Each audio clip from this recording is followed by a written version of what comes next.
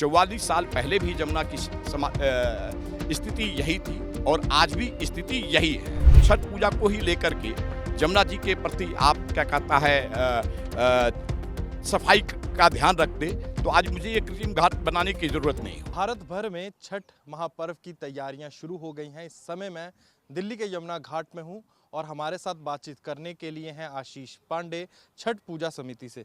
तो सर, यहाँ मैं पीछे देख सकता हूँ कि कृत्रिम घाट बनाया हुआ है। क्या जरूरत पड़ गई? यमुना भी है पर तब भी कृत्रिम घाट बनाना पड़ रहा है। ये दुर्भाग्य है, ये सौभाग्य नहीं है।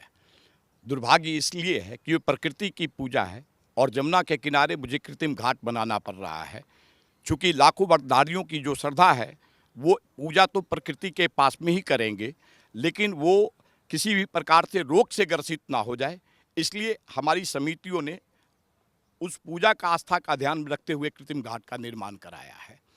तो ये दुर्भाग्य है हमारा कि जमुना के किनारे होते हुए और मैं कृत्रिम घाट पे हैं। कहते हैं ना, सारा समुंदर मेरे पास है, एक बूंद पानी मेरी प्यास है।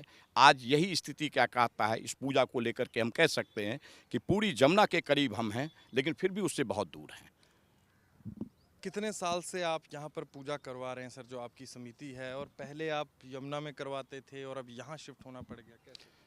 लगभग में हमारी संस्थाएं जो है सो दिल्ली में जो पूजा की शुरुआत हुई, आज तो पूरे दिल्ली में ये भव्य तरीके से अपने योग्यता और श्रद्धा के अनुसार लोग मनाते हैं, लेकिन छठ पूजा की शुरुआत यहीं से 1980 में हुई थी। मतलब आज 44 साल का सफ़र है। 44 साल पहले भी जमुना की स्थिति यही थी और आज भी स्थिति यही है। 2-3 सालों से मतलब तमाम लोग एनजीटी को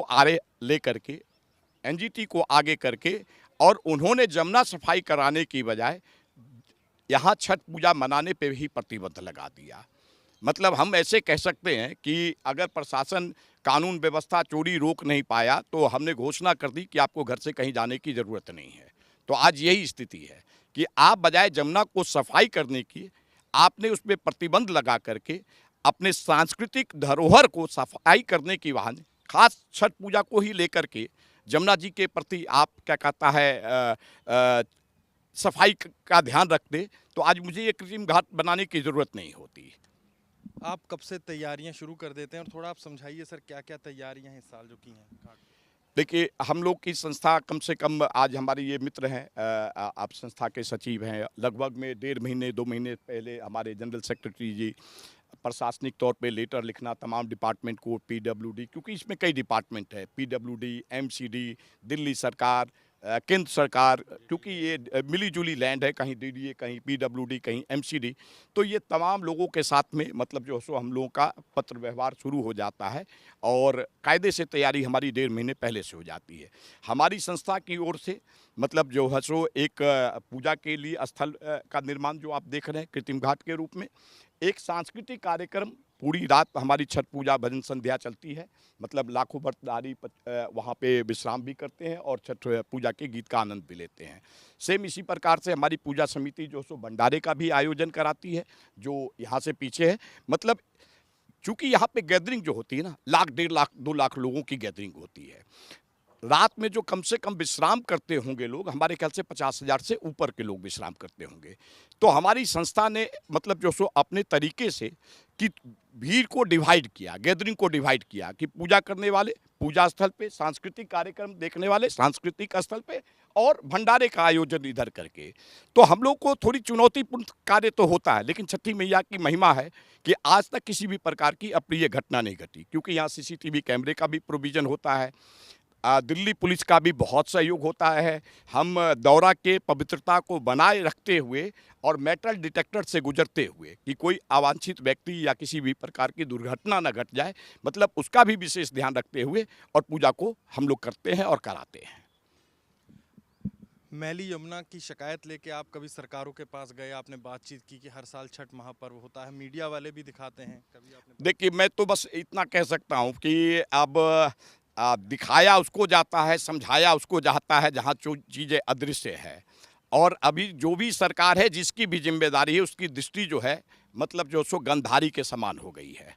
धृतराष्ट्र तो जमजात अंधे थे, गंधारी चीज़ों को देखते हुए भी अंधी बनी रहीं और उसका परिणाम क्या हुआ? वहाँ महाभारत हुआ, यहाँ जमुना जी विलुप्त होने के कगार पे हैं।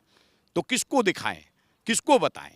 ये ऐसी समस्या नहीं है कि मतलब जो उसको हमको दिखाना पड़े और बताना पड़े।